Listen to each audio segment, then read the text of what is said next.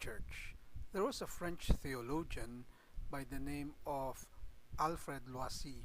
He said, Jesus came to preach the kingdom, but it was the church that arose. It was misunderstood. It made many people think the church was not what Jesus wanted to establish. It made many people begin to say that the church was only a cultural human invention. So they separated Jesus from the church. Slowly, many began to separate Jesus from the church. It's true, Jesus was a nice person and he had a beautiful story, but church history has not always been nice. We read about violence in church history. We know that the church was involved with colonization. Many sex scandals happened in the church. We see the church involved with money and power. And church life can be very complicated, as we can see. So, we are saying, is really this the church? Is this the church that Jesus wanted to have? Is this what Jesus started?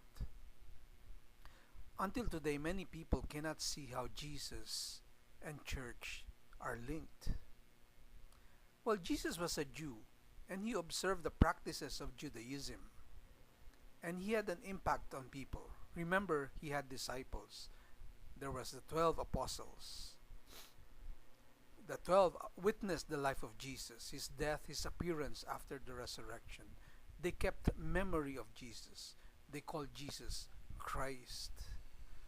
In the beginning, they did not separate from Judaism. They were praying in the temple, but then they had faith in Jesus Christ. The people of Judaism set them aside. So they turned to the Gentiles. The Christians turned to the Gentiles. And slowly, many became more and more members of the church. So Jesus assembled the 12 apostles. The apostles had faith in him. Remember, faith. And this faith was transmitted over time. It is the assembly of the church. Yes, Jesus started the church. Maybe the church is not very nice in its history. But remember the incarnation. The Word became flesh. Jesus cannot violate incarnation. He has to stay faithful to the concrete human condition. So even if history has wounds, the church does not stop being founded by Christ.